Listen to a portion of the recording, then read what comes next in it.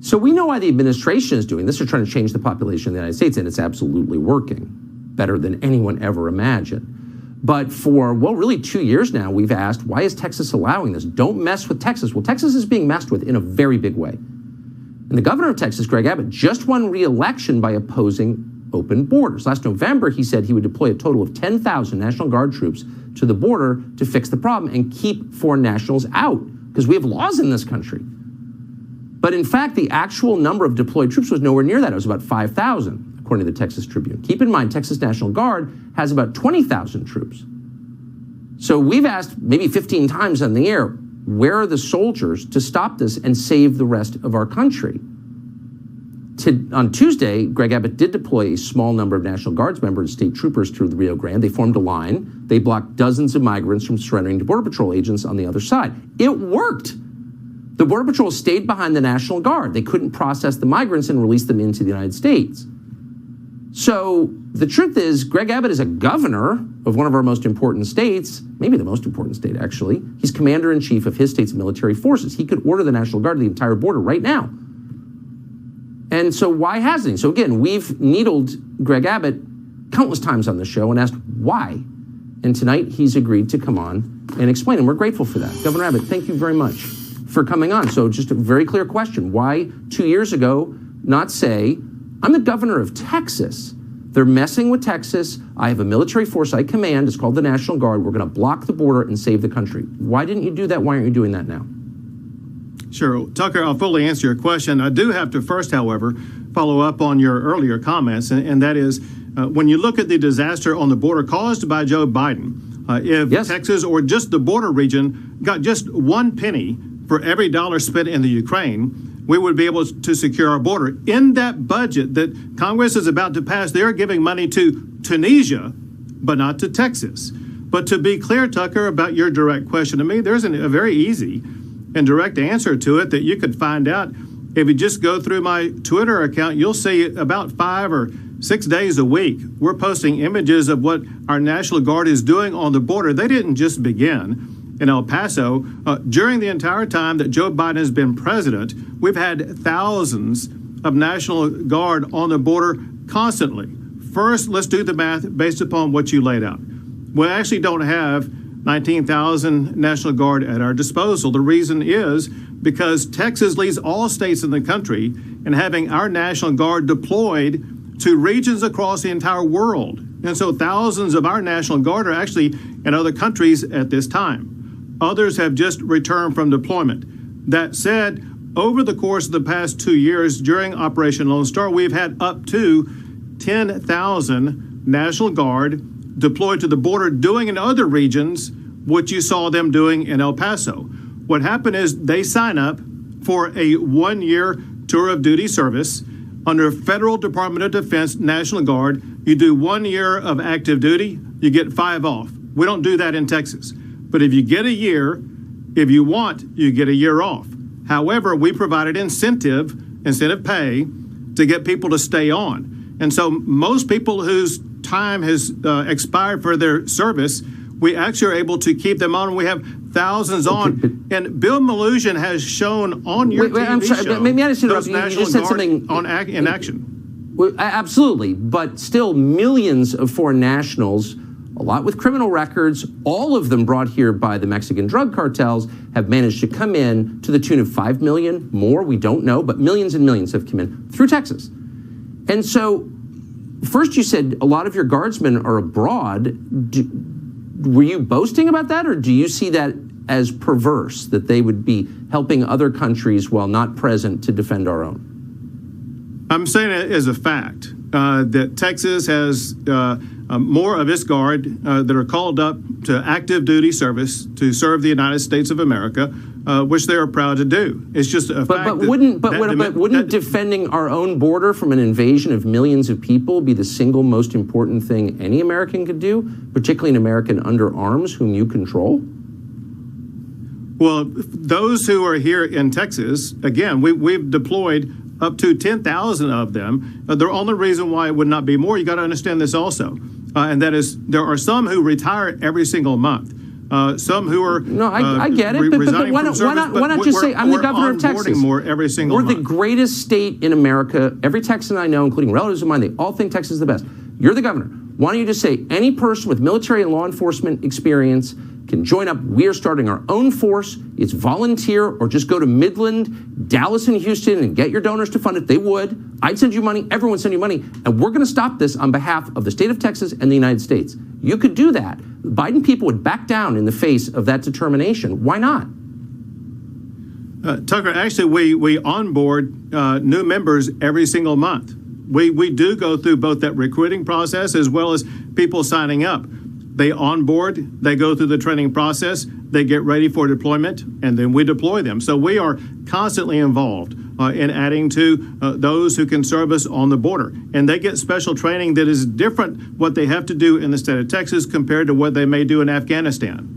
Do you see this as a hair-on-fire emergency that's more important than anything they would have done in Afghanistan or Ukraine or any other country around the world? Do you think this is the most important thing those guys could be doing?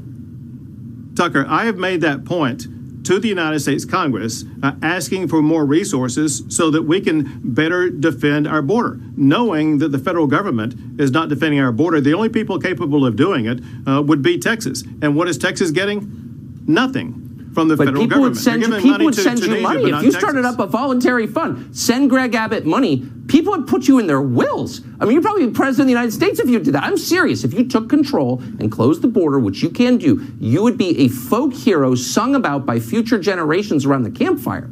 I just think it's that simple. Texas, once again, takes a stand against an invasion. It's not the first time you've done it. So, Tucker, let me tell you, we've done exactly that. I'll give you an example. I want you and your audience to know that today we begin putting up even more border wall. Texas is the only state to build our own border wall. My point is this. We started a fund called borderwall.tx. I can't remember the rest of it. We'll get it up for you. But anyway, we have a fund that people have given money to for Texas to continue building the border wall, in addition to the billions of dollars. Understand this, Tucker. The state of Texas is to secure the border, not the federal government's money. Yeah, well, I think the long-term costs of allowing this trump any cost in preventing it, just my view. I appreciate your coming on tonight, Governor. Thank you very much. All right, everybody. Welcome back to the Jordan Report, and I am your host, Robert Jordan. Everyone, please remember to like, subscribe, and share. All right, guys, if you just saw that interview, and I encourage people to listen to it over and over because a lot was said in that interview. But if you paid attention to that interview, you'll see that Abbott never had any intentions of closing his borders. You have to know the overall agenda. You have to know that Greg Abbott is a Zionist and a globalist. And those are the people that have our border wide open. So he is essentially a stand-in for them. Okay? So, but the only problem Greg had was he's the governor of a state who didn't want this, who didn't vote for this. The people voted to have their border closed. So his only course was to trick his people into going along with it and to gaslight them into believing he had no choice because Biden has his border wide open. So these were some of the options he used and some of the ways that he tricked his people. This was Operation Lone Star. This was back in July. This was reported in July 23. Operation Lone Star fails to curb illegal crossings despite $9.5 billion in funding. Greg has been spending money left and right, man. Are you paying attention to this guy? He's been spending billions of dollars on this border stuff. Texas Operation Lone Star, a state-led initiative to deter illegal immigration at the U.S.-Mexico border, has failed to curb illegal crossings. This despite a $9.5 billion war chest and border security tools such as razor wire, shipping container barricades, and aerial surveillance. Launched in the summer of 2021 amid a surge of border crossings, OLS sought to arrest migrant on low-level state charges in an attempt to discourage illegal immigration. Although Texas lacks the authority to enforce federal immigration law, it's lodging misdemeanor charges against people who cross private properties along the Mexican border. Now, people, it's not true. Greg has the authority to close his border. Greg Abbott has stated that, and I will release the statement. On Monday, the Supreme Court of the United States ruled that the Biden administration is legally allowed to open the border by force to cut down razor wire along the Rio Grande sector of the U.S.-Mexico border in Texas. The usual suspects voted for this: Sonia Sotomayor, Elena Kagan, Ketanji Brown Jackson, but they were joined by so-called conservative justices John Roberts and Amy Coney Barrett. So in response to this ruling, which shocked many, the governor of Texas, Greg Abbott, drafted a letter, not simply to the administration, but to the world. And here's part of what it says. Under President Biden's lawless border policies, more than 6 million illegal immigrants have crossed our southern border in just 3 years. That is more than the population of 33 different states in this country. This illegal refusal to protect the states has inflicted unprecedented harm on the people all across the United States. Abbott goes on to say the state of Texas has the authority under the Constitution to, quote, protect itself. That authority is the supreme law of the land, and it supersedes any federal statutes to the contrary. And then, following very quickly, 25 other states with Republican governors signed a letter pledging their support to Texas and its constitutional right to defend itself and this country. Those states include Ohio, Florida, Utah, Nevada, and many others. And then the Biden administration responded. The administration threatened these states, and particularly Texas, with a, quote, 24-hour deadline to allow Border Patrol to reopen the border and to take down the barbed wire. Clearly a collision course. What happens next? All right, guys, let me show you how all this works and how they put this thing together. First off, you have to understand that Greg is not in opposition to any of this. He is complicit in everything that's happening. This is just one enterprise, the whole thing. He's not sending migrants into the country, into these Democrat places, to spite the Democrats or to spite the Biden administration. He's doing it because that's the part of the overall plan and agenda. This whole thing is one enterprise, okay? Now, this comes from the Department of Homeland Security. The Department of Homeland Security is headed by Mayorkas. Mayorkas is a Jew. The Jews are the ones who are making the money off mass migration in the United States. And I've done many reports on this. But here's a mid-border surge. Biden administration plans to send migrants to cities deeper inside the U.S., starting with L.A., saying internal documents.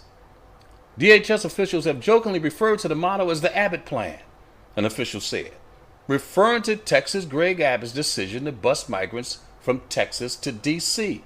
You see, it's the same thing. Abbott started sending them just to D.C., okay? But the overall plan was to send them everywhere. And that's what we got right now. But the Department of Homeland Security plans to transport migrants awaiting immigration proceedings from U.S. cities along the southern border further into the interior of the country, beginning with Los Angeles in the coming weeks, according to internal documents. The plan will alleviate overcrowding along the border, where a record number of border crossers have overwhelmed the capacity of shelters in some cities, at times leading Customs and Border Patrol protection to release migrants onto the streets to fend for themselves. Typically, migrants who are allowed to stay in the country and make asylum claims are released to shelters run by religious and non-governmental organizations after they are released by Border Patrol. From there, the migrants pay for flights and bus transportation to cities where they go before immigration judges who will rule on their asylum claims. Okay? The state pays for those flights and those buses. These people don't have any money. But this was the overall plan. Greg Abbott didn't think up anything. He's working the agenda of the people who are flooding our country.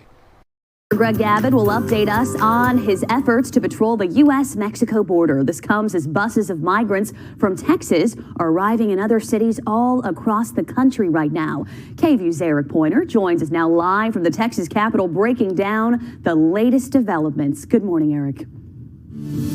Good morning. So we know that about 41 people arrived in Denver yesterday on a bus commissioned by the state of Texas. Now, our sister station there spoke with a few, and some say that it did not feel like a political stunt. The migrants showed up at the Civic Center Park in Denver. And some told our sister station in Spanish that they were happy to be there and that they got a free bus ride out of it. A few said Denver is their final destination, and others said it gets them closer to where they're going, to places like Chicago. In a press release, Governor Abbott said until the president does more, he will continue sending migrants to self-declared sanctuary cities like Denver. When our sister station in Denver asked one of the men who rode the bus what he would say to the Texas governor, this is how he replied. No, que agradecido con él y gracias por el apoyo que nos brindó de sacarnos allá hasta aquí. Y en verdad muy agradecido con él. And just to give a translation again, it says, no, I'm very grateful with him. Thank you for the support to get us out of there and come here. The truth is, I'm very grateful with him. Now, previously, the governor announced a new Texas Military National Guard task force to help with border security following the end of Title 42. Later today, we are expected to get an update on that operation and all that they're doing at the border. So we will be expecting that update from Brownsville around 1 o'clock today, and we'll bring you that update. Hannah? All right, guys, I'm trying to make the connections here for you guys. I'm trying to show you that all this is a coordinated effort. They're not opposing each other. Greg Abbott is not opposing this. Greg Abbott is just a cog in the machine here. He's a relay runner. He's taking these people from one place to the other, which is a part of the overall plan. A roof over their head, English lessons and job training. Denver offers another model for migrants. As you can see, they weren't surprised. They're not angry about this. They were ready to be received. After receiving 42,000 people bussed in by Texas and spending $72 million to shelter them, Colorado's capital is shifting its focus to a program that integrates asylum seekers into the community as soon as they receive their work permits. I'm not going to show you the whole article or anything. I'm just wanting to let you know that this is all coordinated. What you're seeing is not people fighting each other, but simply working together for the overall agenda of flooding the country with as many migrants as possible. Again, people, just look at the officials talking about the gang activity going on in Colorado.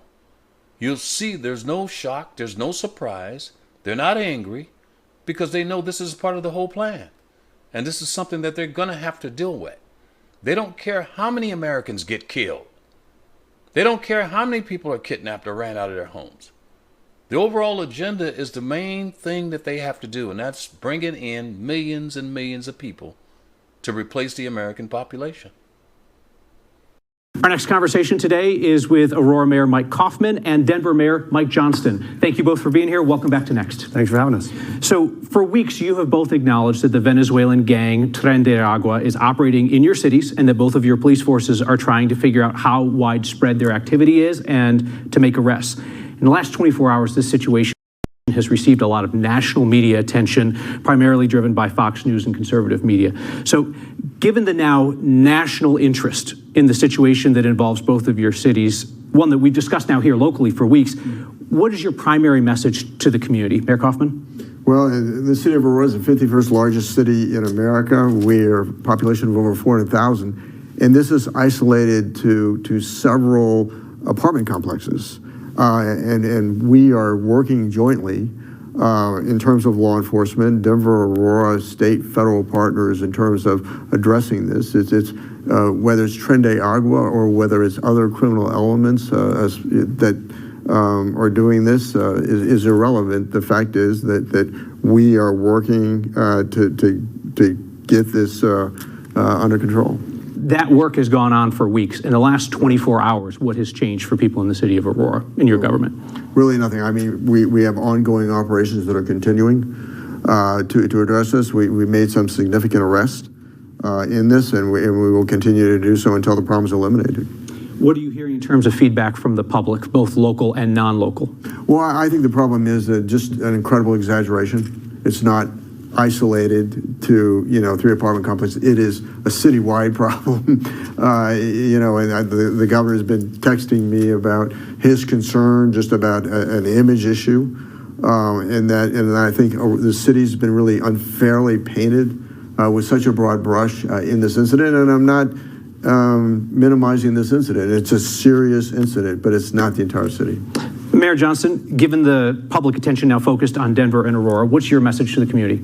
Yeah, for us, our clear message is we are aware of this. We've been monitoring it, and the situation is under control. There is going to be no widespread gang activity in the city of Denver, and we're working hard on this with Mayor Kaufman's help and support.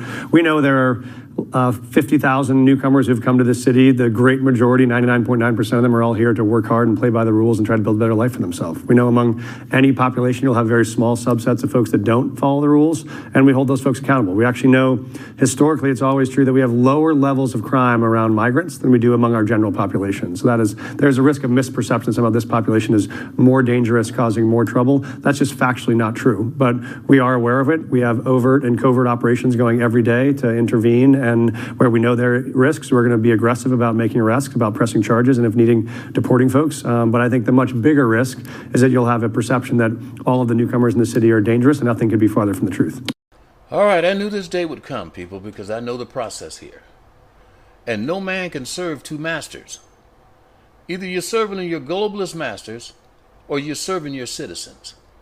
Greg chose to serve his globalist masters while gaslighting his citizens into believing that he was trying to protect them.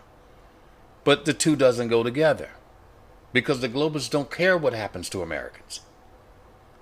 Venezuelan gang terrorizes North Dallas neighborhood. It's followed him home. The Dallas Police Department has made a shocking admission. The Venezuelan gang Tren de Aragua has moved into North Texas. The violent gang, known for its role in sex trafficking girls and women for terrorizing its fellow Venezuelan immigrants, has established a foothold for their menacing trade in Oaks of North Dallas apartment complex. You see, people, Greg is a great deceiver. I will give him credit. He is a great deceiver. He tricked his people into going along with this stuff. They thought all this was a good idea. And I said at the time, this will come back to bite Texas. A violent Venezuelan gang known as Tren de Aragua is in Dallas. This, according to Dallas PD, who confirmed that gang activity linked to the dangerous group has been verified. However, police say a video going viral showing a man being assaulted is actually a year old and is an isolated incident. But they did confirm that they are actively investigating Venezuelan gang violence linked to Tren de Aragua in the north area of the city. This comes after 4 men were arrested in Aurora, Colorado, after video of armed Venezuelan gang members went viral on social media, with residents saying they were taking over apartment complexes. Those men are facing attempted murder charges, and police say they have links to Tren de Aragua. The men were arrested at the apartment complex. 2 of them had been shot, and a third had a broken ankle. New York City. If Greg Abbott was a man of integrity and a man of honor, he would resign and he would apologize to his people for bringing this level of danger to them. But Greg is not that. Greg is a cold-blooded globalist. And he's going to carry this thing through no matter how much pain and suffering it brings to Texas or to America. This is just the nature of these people. So until the people get mad enough to stop this themselves, it's only going to get worse. But the only reason why Greg is addressing these subjects now is because it's hit the news. And now these stories are all over. But they've been here in Texas for the last few years. Hatchet-wielding, hard-partying migrants take over Texas hotel, turning it into a haven for Tren de Aragua. The violent Venezuelan migrant gang, Tren de Aragua, has taken over a hotel in the Texas border city of El Paso, turning it into a hub of fighting, drinking, hard-partying behavior. The cops have been called 700 times to the hotel. Surveillance footage shows man wielding a hatchet, others spotted with knives, and at least 1 man seen firing a gun in the El Paso County. Much of the activities happened while children were present. People, this is Republican Texas, and look what they're doing down here. Local officials are now working to shut down the hotel and take back control of the business, which they say has become a blight on the city of 680,000. And it's not just the gateway. El Paso is a known waypoint for Tren de Aragua members as they cross into the U.S. before they head to cities like New York, Chicago, and Denver, law enforcement says. That's right, because Greg's just going to give them a bus ticket or a plane ticket and fly them there. That's how these people are getting around. I'm in the room by myself. What happens out the door out. The Gateway Hotel is being forced to close its doors after the owner received a temporary injunction and restraining order from the El Paso County Attorney on Monday for alleged criminal activity and suspicions of Tren de Aragua gang members in the hotel. I mean, that's like 5 feet? Yeah. Young Win runs an eyewear boutique right next door to the Gateway Hotel. And one time we came to check it out, and they were actually smoking crack. And I was like, okay, this is not something my customers should see. So we ended up having to put up these curtains. I made my way into the hotel to take a look for myself. Here's one that got kicked in. Louis Garcielli has been living at the Gateway for the last 4 years. Okay, how did that happen? The gentleman assaulted a woman downstairs, and evidently they had to kick the door in. Okay. Yeah, to see if he was in there. Yeah, you can see the... Yeah, he escaped. I guess he escaped. The El Paso Police Department has received 693 calls in the last year alone regarding the Gateway Hotel. I mean, the reports that we're seeing, is that painting an accurate picture of what you see? Yes, it is. Yeah, because it's even worse. I just don't want to get into details, the gory details, yeah. But there's blood on some of the walls, and there's been multiple incidences with gunfire inside the building, and it's unfortunate. Several incidents cited in the order involving children, including the rape of a 14-year-old child. The walls in the Gateway were paper thin, and we could hear a family inside one of the rooms. I can hear the kids in the Yeah, exactly. Right. What are your thoughts of kids living here? I don't think it's a good idea at all. No, it's not a good environment. Yeah, do you think for some people it's the only option? Yes, it is, definitely, right. Just like me, it's within my budget, so that's why I live here. Yeah. Because it's affordable, right. Yeah. Okay.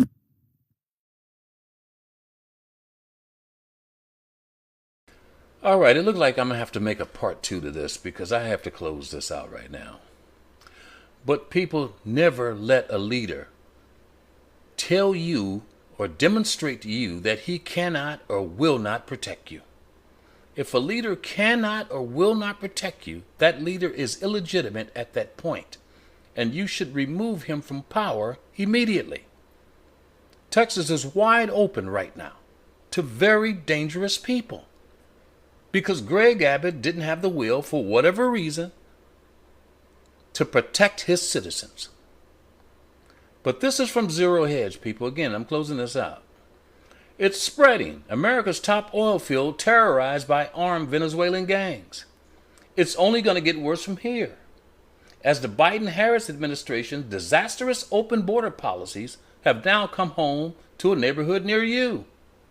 In the past week, we saw armed Venezuelan prison gang members terrorize the northern Denver suburb of Aurora and other sanctuary cities run by far-left Democrats. And people, let's stop with this Democrat-Republican stuff. It's both groups. I live here in Texas. Texas is ran by Republicans. So according to them, this is not supposed to be happening down here. New concerns out Thursday afternoon indicate critical infrastructure is now under threat from migrant cartel members. According to Libs of TikTok, a Texas-based oil gas company issued a memo to employees informing them that the police and the FBI have warned armed Cuban and Venezuelan migrant groups are committing thefts in the Permian Basin. And that is supposedly America's highest producing oil field. Here's the memo. Industry peers and law enforcement in West Texas are aware of a recent increase in armed criminal activity, inclusive of violent crimes, gang activity, and oil field thefts in and around the West Texas operational areas. Specifically, regional law enforcement and FBI advised that gang members emanating from Cuba and Venezuela or organizing and working in concert to commit thefts within the Permian Basin. These individuals and the groups are armed, violent in nature, and will not hesitate to use force. It goes on to say that they're stealing oil and equipment and all these other things. This is Texas, people. Okay? So things are only going to get worse because we didn't do anything to stop it.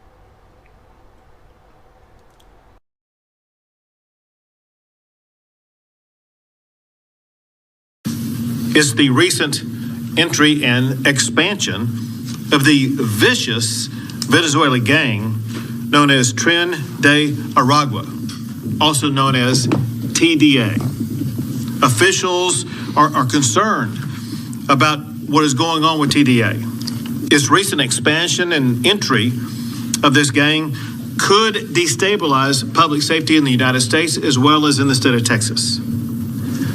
For us, and law enforcement across the state, our top priority is the security and the safety of our fellow Texans. This is a nonpartisan, bipartisan issue that everybody agrees upon, that we need to aggressively address this threatening challenge. TDA is characterized as MS-13 on steroids.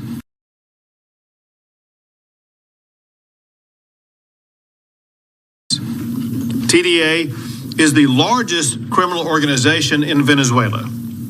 It started as a prison gang in the state of Aragua, Venezuela, and has now expanded to a transnational criminal organization. Now they are dominating the international flow of migrants from South America through Mexico into the United States. I'm not seeing that one up here. If you look at two maps over, or two charts over from me, that shows South America to the U.S., that shows the current status of the flow and operation of TDA across South America, Central America, and now North America.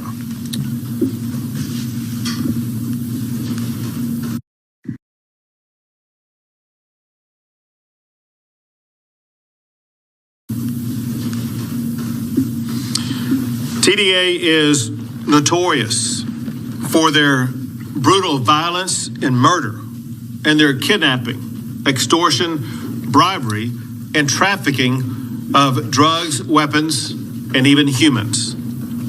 They've been linked to more than 100 law enforcement investigations across the country. They were involved in the brutal attack and assault upon New York Police Department law enforcement officers. Reports have also linked TDA to the murder of Lincoln Riley.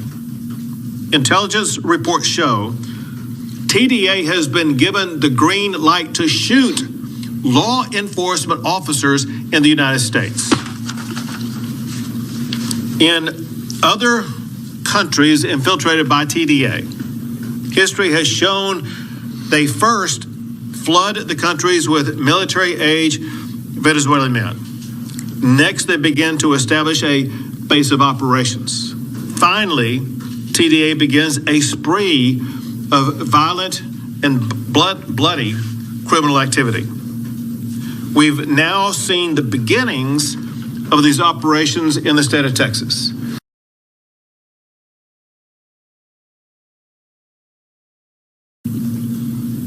Since 2021, more than 3,000 illegal immigrants from Venezuela have been arrested in Texas, and another more than 200 are wanted. There is currently no TDA database to be able to verify if these arrests are of TDA members or non-TDA members. So, what the Texas Department of Public Safety is working on, as well as other law enforcement, they're working to create a database from scratch. They're doing that by watching for suspected TDA activity that matches the known methods of operation of confirmed TDA activity in other countries. We will build that database by looking at common traits shared by TDA.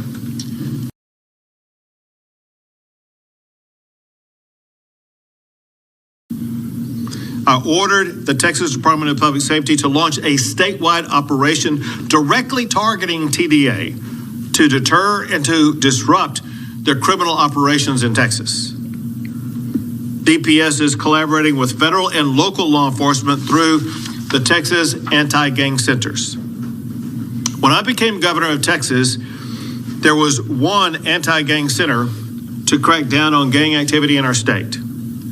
Today, there are now 9 anti-gang centers across the state in Dallas-Fort Worth, El Paso, Houston, Laredo, Lubbock, McAllen, San Antonio, Tyler, and Waco. You will see those locations on this map over here.